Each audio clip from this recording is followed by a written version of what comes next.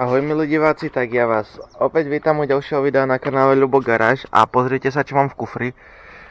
Mám tu babetu, no na ďalší projekt, ale tentokrát ju nebudem celú kompletne renovovať, to znamená, že nový lák a také tieto všetky veci, ale posnažím sa ju spraviť tak, aby som zanechal čo najviac pôvodnej farby, teda ono to vyzerá, že je hrozná, hej, akože tu je kúsok ošuchaná, akurát červená, ale ináč keď to preleštím s tou tempopastou, tak teoreticky by sa dala farba zachrániť, ona je dosť špinavá, tak preto to vyzerá, že je to zlé, ale ja verím, že to sa nejako podarí vyleštiť, rozleštiť.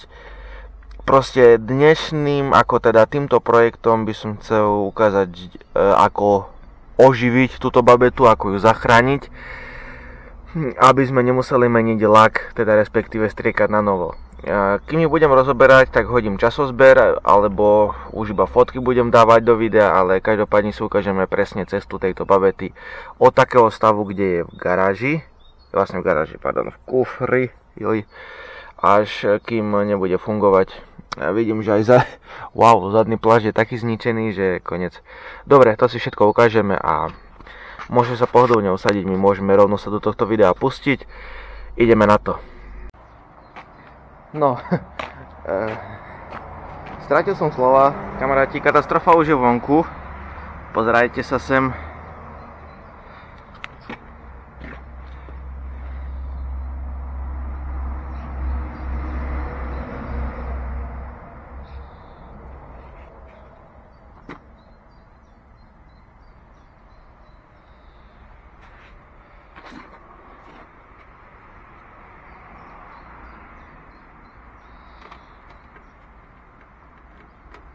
Ona tak neskutočne smrdí, tá babeta. Neskutočne. A pozerajte, fuj. Ale to je zase na jednej strane dobre, lebo ako nie, že smrdí, ale že je taká špinavá, lebo pod tou vrstvou oleja to bola ako prirodzená ochrana na lak, keď to môžem tak povedať. Neviem, či ma chápete. No, ukážeme si ešte motor.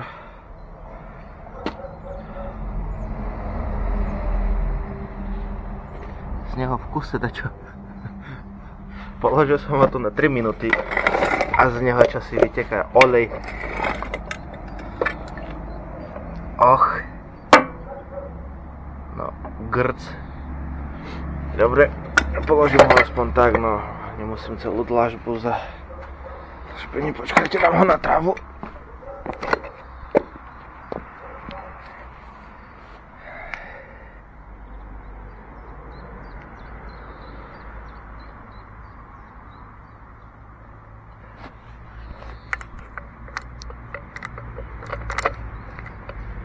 Och.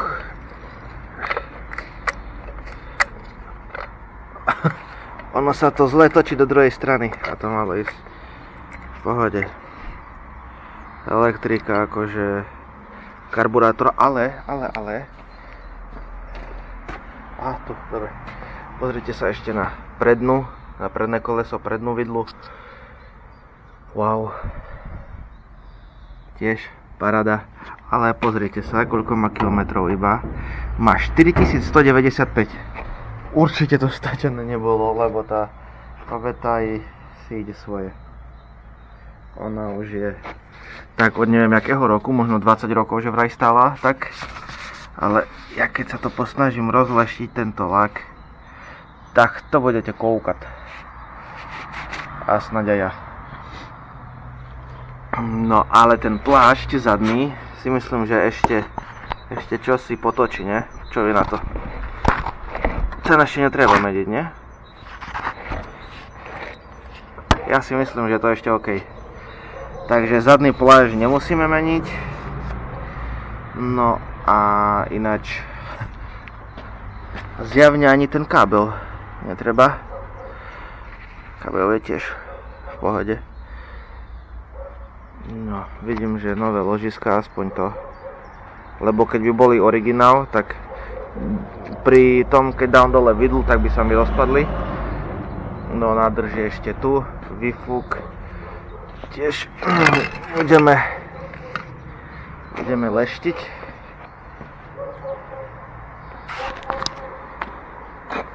A toto neviem, čo to je, toto na čo. Akože viem, že to je košík. Voľaký zámok.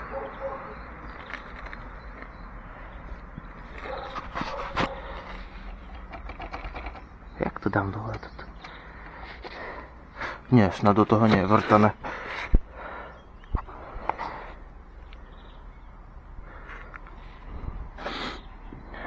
No nič.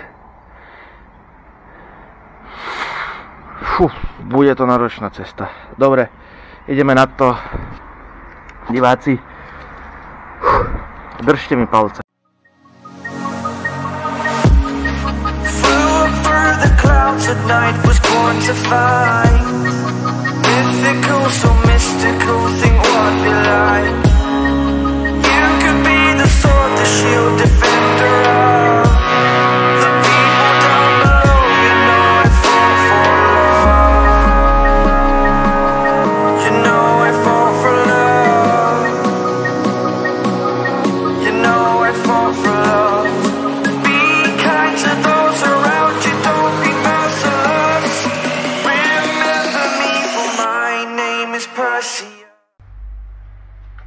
Motor máme už na stole mojom pracovnom druhom a ideme ho trošičku čistiť.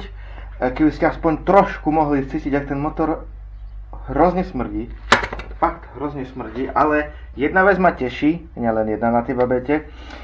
Trošičku som ju už umyl, vo videu to bude vidno.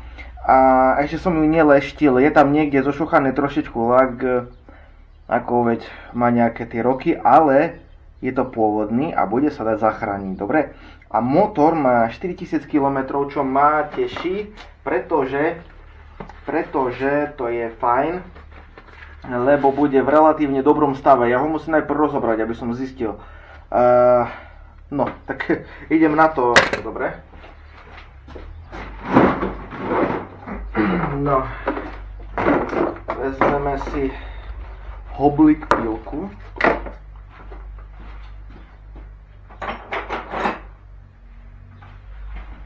Zahráme sa ešte chvíľku. No, takže kamaráti moji, z tohto tu asi rozoberania a čistenia, to by vás prestalo baviť hneď, keby ste to mali celý čas pozerať. Ja to hodím časozberné video. No, už len kde budem ukladať šroubíky. Môže byť. Dobre, tak idem hodiť časozberné video a vy zbierajte čas so mnou.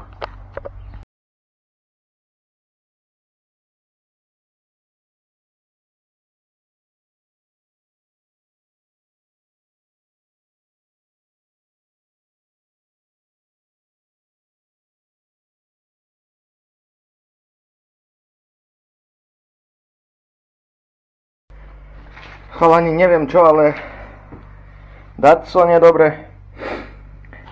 Nemôžem vybrať bubon dvojkový ani za nič. Ani za nič. Nevyberám ho prvýkrát, hej, takže asi viem, jak len on proste nejde.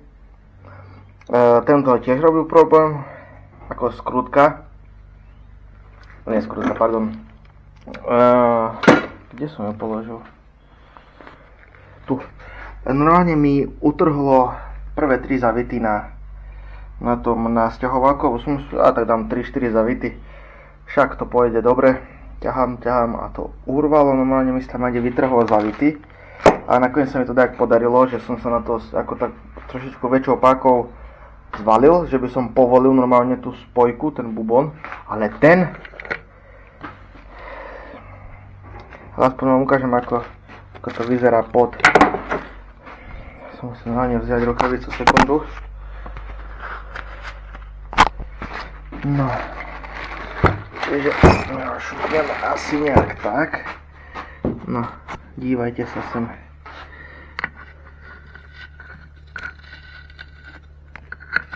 To je jak hnoj.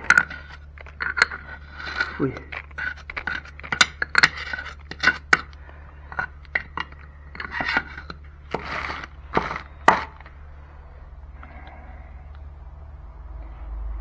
case teda čo bude.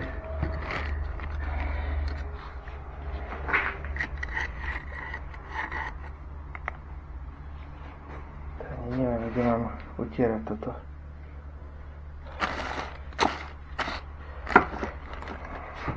Dobre, teraz to budem musieť asi tak trošku stopnúť.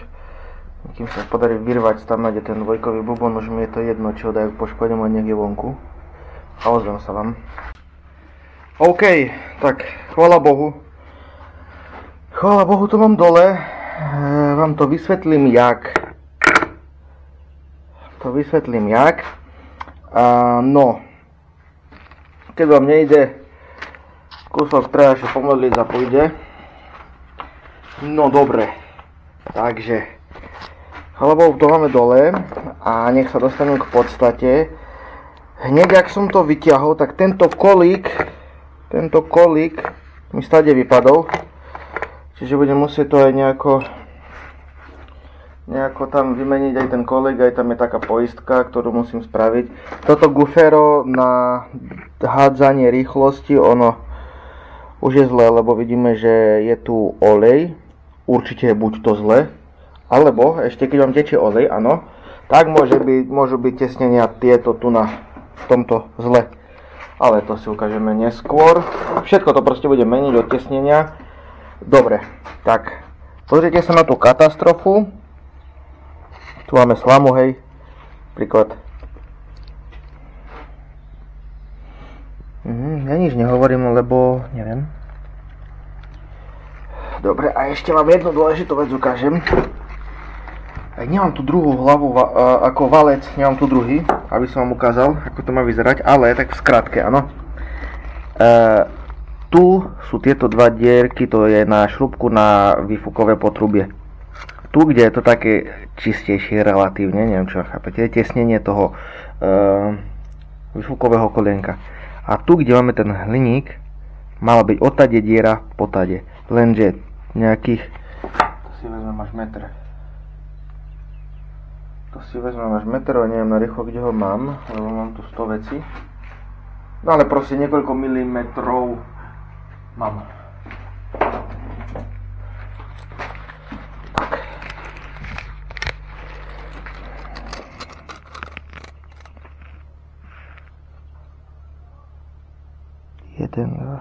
3 mm. 3 mm sadza na tak malom priestore na výplach, na výfuk je dačo neuveriteľné. Vidíte? A tu je aj viac, tu je možno už až 4 mm. Čakajte. Dobre. Tu je 4, možno aj. Tak nič, budem musieť aj valec vybrať. Aspoň uvidíme, v akom stave je piest. Elektrika je tiež mokrá, neviem prečo, fuj, pozrite sa sem. Všetko je to také hrozné. Dobre, dávam časozber, idem točiť, teda rozoberať.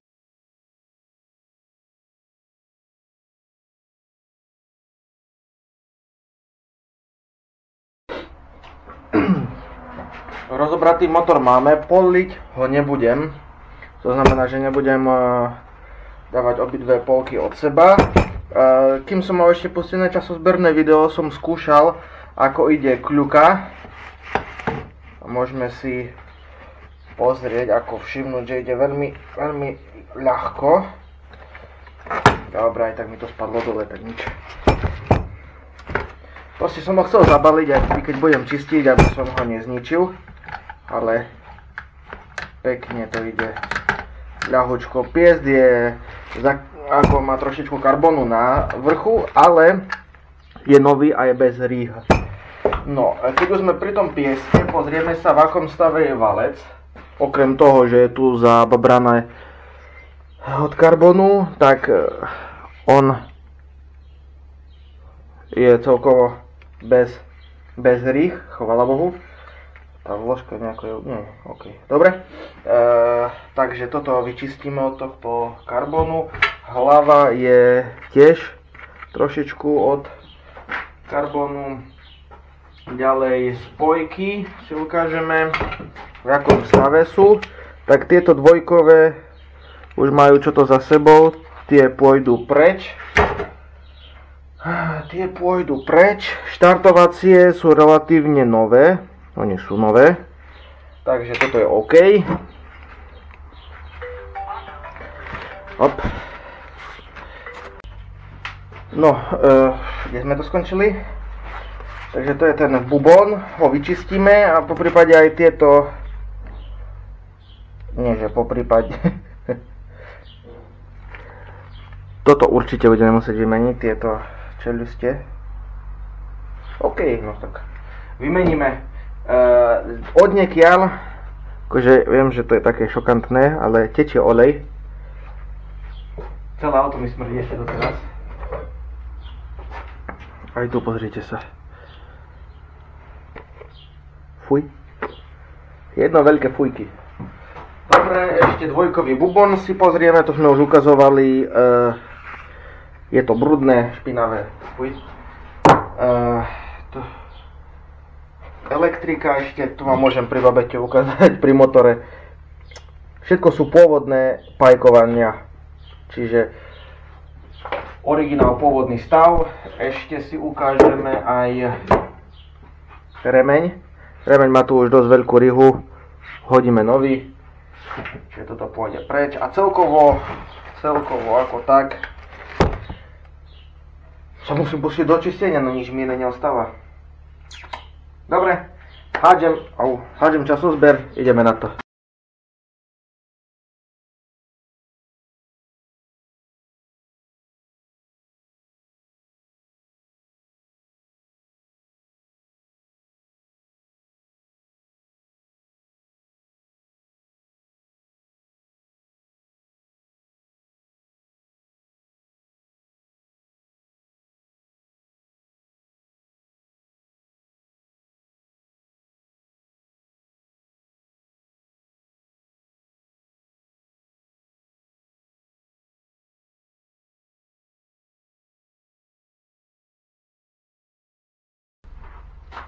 OK, motor máme tak na 90%, 95% čistý. Ešte kde tu také nejaké škárky treba podoľaďovať, ale si myslím, že začiatok je v pohode. Keď ste videli, ako vyzeralo predtým, ešte nám tu trošičku tečie. No dobre, to ešte dočistíme, pôjdem teraz akurát čistiť spojky, ešte zo spodu trošičku, ale celkovo už je na tom lepšie ako bolo. Dobre, pokračovanie na budúce.